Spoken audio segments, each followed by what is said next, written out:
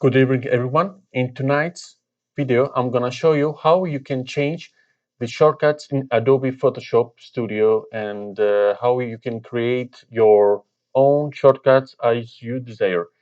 First of all, open the Adobe Photoshop program, and after that, you can go to Edit menu. And as you can see here, we have keyboard shortcuts.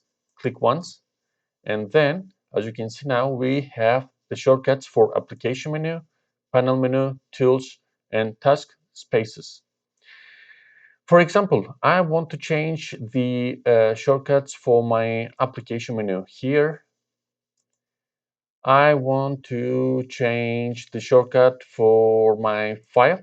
I open the tab of the file, and I want to change the shortcut for my creation of new file.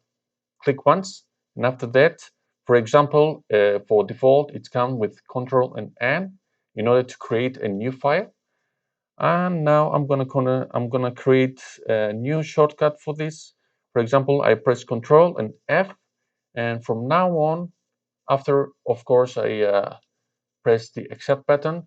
After I press the Control and F, I'm gonna create a new file. Let's have a try. I click OK, I close the menu totally, and now on my keyboard I press Ctrl and F, and as you can see now I have the new document. And so on, you can change the shortcuts as you want. Thanks for watching this video. If you want to give me support, you can be a subscribe member to my channel. And if you want to see more videos like this, you can like my video. And in the future, I'm going to show you how you can make another cool features on Adobe Photoshop. Thanks for watching once again, and see you on my next tutorial. Goodbye.